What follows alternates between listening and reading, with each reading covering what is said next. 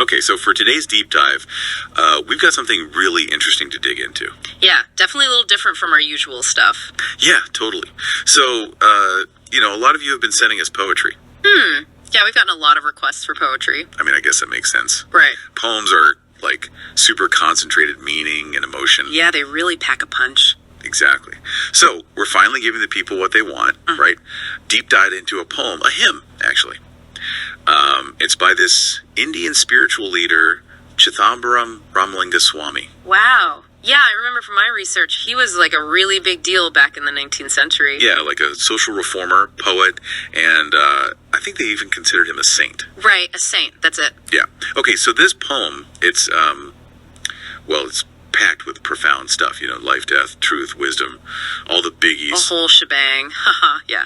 But the thing that really, jumped out at us, right, was this idea of deathless life. Deathless life, huh? Okay, I like where this is going. Yeah, right. It sounds kind of, I don't know, maybe a little dramatic, a little intense. Well, I mean, death is kind of a big deal. Oh, totally. But, the way he talks about it, it's not about, literally living forever. Right, it's more philosophical. Yeah, exactly. More about, living a life that's so full of, I don't know, meaning and impact. Like leaving a legacy. Yes. Legacy, that's perfect. Your life continues to, echo or ripple outwards even after you're gone. I see. Exactly. Okay, so to get a feel for his style, let's jump right in. So right off the bat, he hits you with this line. Feeling the purity in the tears that flow from the eyes. Okay, wow. Right out the gate, he's not holding back. Nope, not at all. What do you make of that line? I mean, it's, so vivid, right? Yeah, purity in tears. It's interesting. I mean, tears, they're often tied to sadness, grief, right? But purity adds a whole other layer. Yeah, it's almost cleansing or essential. These tears are stripping away something, revealing something raw and real. Like a purifying fire. Exactly. Okay, so we've got these powerful, pure tears, right? And then later in the poem, he straight up says, I speak with sincerity, not with falsehood.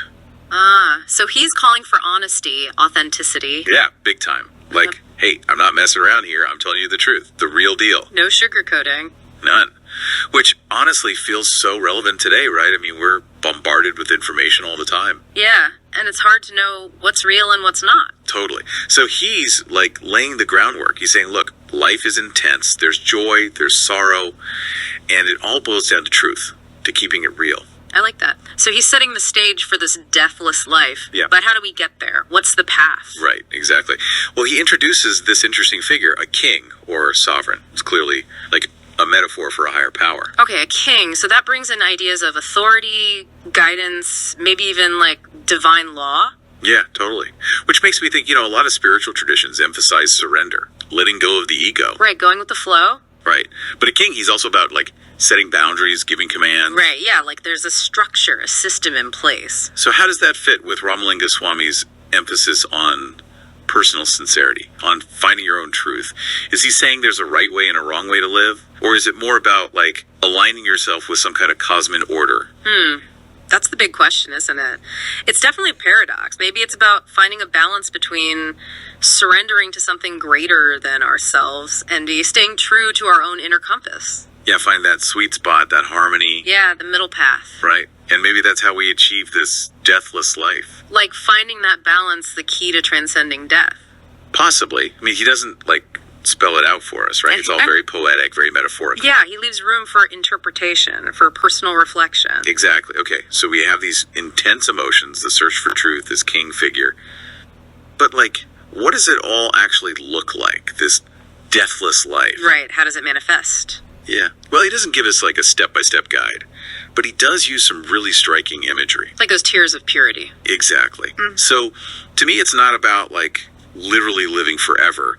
It's more about living in a way that's so full, so aligned with truth and compassion. Yeah, your actions, your love, your energy, it all keeps radiating outwards, even after you're physically gone. Exactly. Yeah. Like ripples in a pond, they keep spreading, even after the stone's sunk. I like that. Yeah, it keeps impacting the world. And that, to me, is the essence of deathless life. It's not about avoiding death. It's about living a life that's so meaningful, it transcends death. It's interesting that he connects deathless life to alleviating suffering, too. They're intertwined somehow. Oh, yeah. He says, Living in this great life, free from death, may we with melting hearts be filled with love. Yeah, melting hearts, like our compassion, our empathy, that's part of the path to this deathless life. Totally. Yeah. And maybe, like, by alleviating suffering, we're also contributing to this, like, collective legacy of good in the world. Like we're all part of this bigger tapestry. Right. Which I think brings us back to that idea of the gathering of truth. Yeah, the idea that truth isn't just some individual thing, it's something we create together. Exactly. And it makes me think about, we live in a world where everyone's got their own truth, their own version of reality. Yeah, so many different voices, different perspectives. Totally. Which can be great, right? Diversity, all that. Yeah. But it can also be overwhelming. And sometimes, like, isolating. Yeah, exactly. So I think that's the big question Ramalinga Swamy leaves us with, right? If deathless life is about this collective gathering of truth, then where do we find that in our own lives? In a world that feels increasingly fragmented, how do we come together and create something that's greater than ourselves? Right. It's a tough one, but definitely worth thinking about. Yeah, absolutely. Food for thought. Definitely food for thought. I think Ramalinga Swamy would approve. Yeah, I think you would too. This deep dive made me really appreciate his work. Like, he's not giving us easy answers, but he's asking the right questions. Yeah, absolutely. Yeah. He's pushing us to think deeper, to look beyond the surface. And to find those connections, those threads of truth that weave us all together. Beautiful. Yeah, beautifully said. Thanks. So, listeners, we'd love to hear your thoughts. Where do you find your own gathering of truth? Hit us up on social media. Let us know. Yeah, let's keep this conversation going. Because honestly, that's part of the deathless life, right? Yeah, it totally is. Sharing ideas, connecting with each other, it all leaves a mark. And who knows, maybe it'll ripple out further than we can even imagine. Maybe so. All right, folks. That's a wrap for this deep dive. Thanks for joining us. Thanks for listening, everyone. We'll catch you next time. Ever feel like you're just going through the motions? Like, maybe there's a deeper kind of joy out there, but you just haven't found the map to get there? Well, today we're diving into a Tamil hymn that might just offer some directions. Okay. It's by Chithambaram Ramalinga Swamy, and it's all about tapping into a joy that transcends the everyday world. What's really cool about this hymn is how it uses such vivid imagery. Oh, yeah. We're talking blooming flowers, figures glowing with golden light. Oh. But it's all pointing towards some pretty profound truths about how to live a truly fulfilling life. Okay, yeah, I'm already intrigued. Great. So, right off the bat, the hymn talks about finding joy and fulfillment in any world. What does that even mean, practically speaking? Well, think about it like this. Okay. We're all searching for happiness, Yeah. right? Yeah. But so often we tie that happiness to external things. Getting that promotion, finding the perfect partner, Yeah. whatever it may be. Yeah. This hymn is suggesting that true lasting joy comes from within, from cultivating a state of inner peace and wisdom. So it's less about changing our circumstances and more about changing our perspective. Yes. Kind of like finding contentment even when things around us are messy. Exactly. And the hymn points towards perfect realization as the key to unlocking this deeper level of joy. Wait, hold up. Perfect realization sounds pretty intimidating. What does that even look like in a normal person's life? Perfect realization isn't about being perfect in the traditional sense. Okay. It's more about a journey of self-discovery, of peeling back the layers of who you think you are, to uncover your true essence, your connection to something bigger than yourself. So it's an ongoing process, not a destination you just arrive at one day. Absolutely. And it's a deeply personal journey. But the hymn gives us some clues about what we might find along the way. Okay. It specifically calls out to those with love in your hearts, Yeah. emphasizing the role of compassion and harmony in this journey.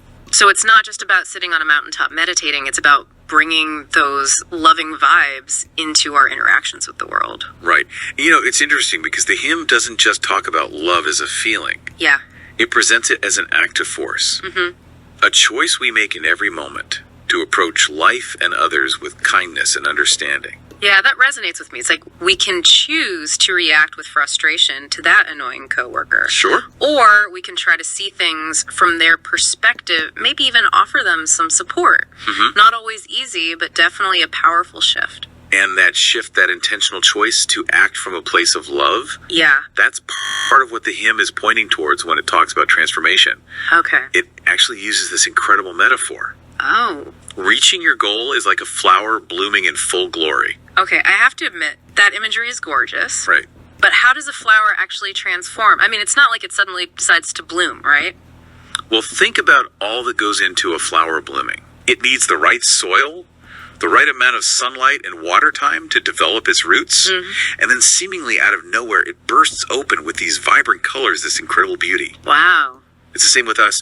We need to cultivate the right conditions within ourselves through self-reflection, through connecting with something larger than ourselves, through acting with love and compassion. And at some point, we might experience this blossoming of our true potential. Okay. This realization of who we truly are. So it's not about forcing ourselves to change overnight. No. It's more about creating the fertile ground for growth to happen naturally. I like that. Now, the hymn also mentions this golden-robed one who seems to represent supreme wisdom. This figure is captivating, isn't it? Yeah. Bathed in golden light, embodying the pinnacle of realization. It's like a beacon showing us what's possible when we fully embrace wisdom. Okay, but we're not all walking around in golden robes. Right. How do we, in our regular lives, tap into that kind of wisdom? Does the hymn give us any hints? It does, actually.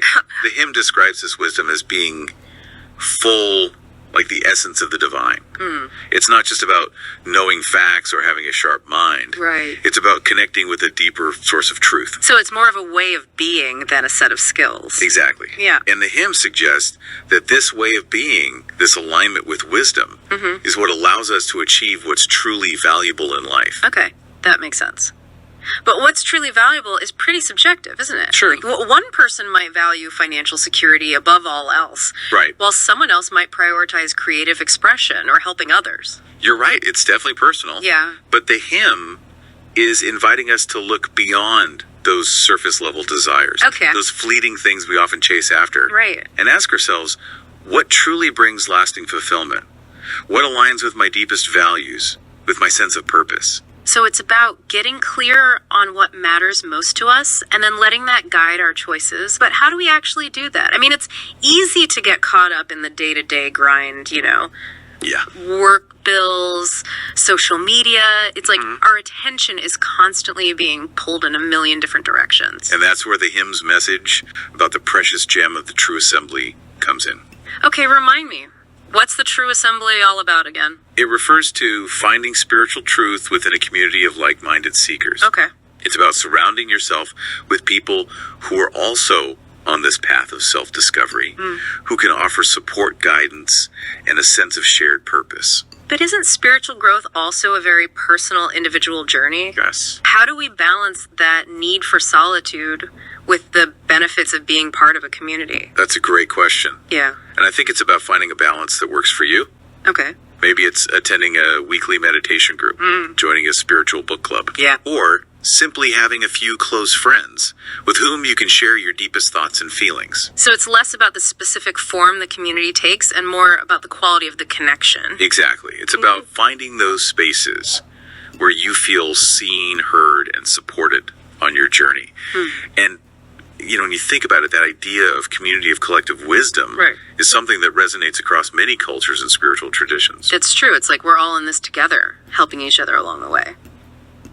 And speaking of helping each other, the hymn's final lines really emphasize the power of wisdom as a remedy for all ills, a source of freedom from harm.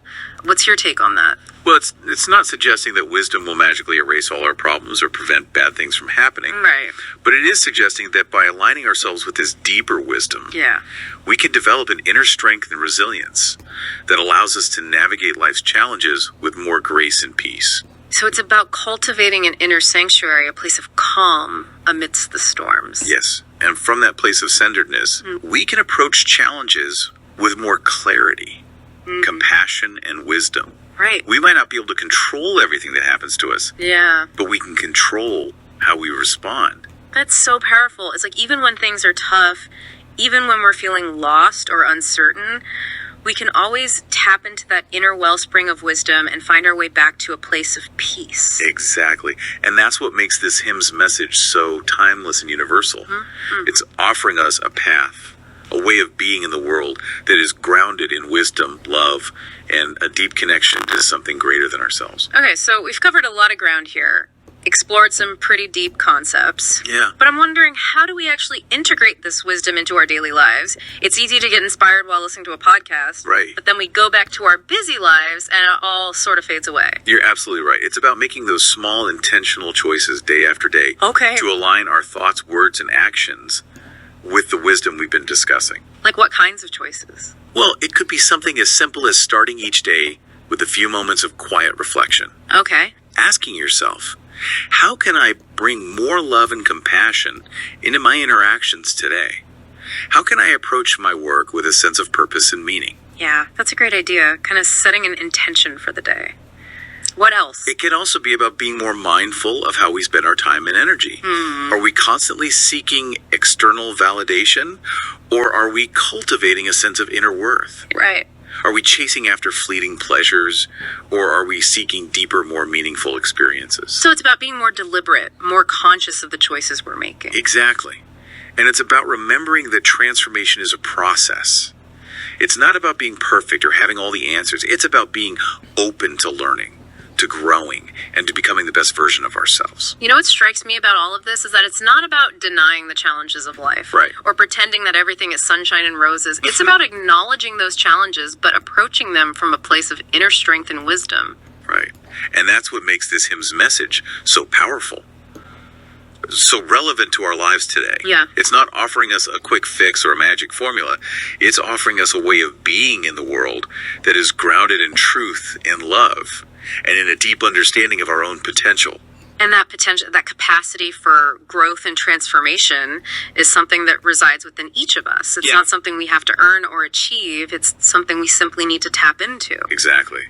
And you know what's so beautiful about this hymn is that it's not prescriptive. It doesn't tell us exactly what to do or how to think. Right. Instead, it offers us a set of principles, Okay. a framework for living a more fulfilling life. I like that. It's like an invitation to explore our own unique path to joy and fulfillment, to discover what resonates with us and create a spiritual practice that feels authentic and meaningful. Exactly. And that journey of exploration, that willingness to question, to learn, and to grow Yeah. is at the very heart of what it means to live a spiritually fulfilling life. It reminds me of something we talked about earlier, Oh, yeah? how even though it's a personal journey, the hymn emphasizes the importance of community. Right. It's like we're not meant to do this alone. Absolutely. The true assembly, that gathering of like-minded souls, Right. reminds us that we can learn and grow so much more Yeah. when we share our experiences and insights with others. Think about any time you've really learned something. Yeah. It's rarely just from reading a book. It's Yes. from talking about it, Yeah. debating it, Mhm. seeing it from different angles. That's the beauty of community. Yeah. It challenges us, expands our perspective, Yeah. and helps us see things in new ways. Yeah. And sometimes we just need someone to remind us that we're not crazy for having these big questions about life and meaning. For sure.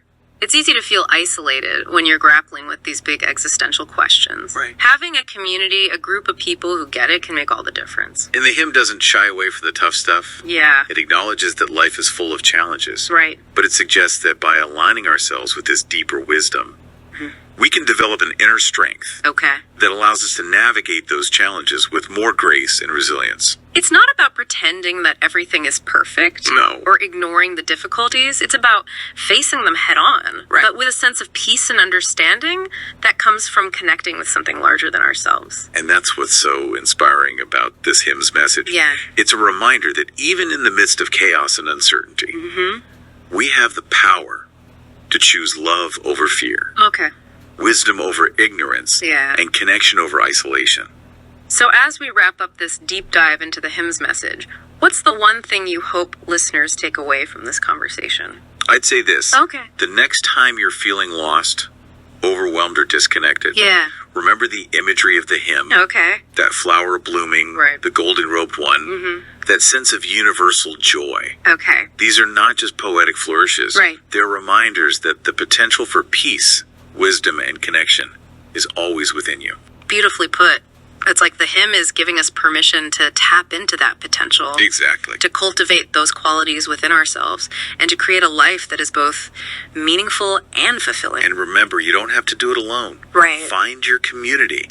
Seek out those who inspire you. Yeah. And together, let's create a world where joy, wisdom, and love can truly flourish. Thank you so much for sharing your insights today. It's been an incredibly enriching conversation. And to our listeners, we hope this deep dive has sparked something within you, a curiosity to explore, a desire to connect, and a renewed sense of hope for the journey ahead. Ever feel like you're just going through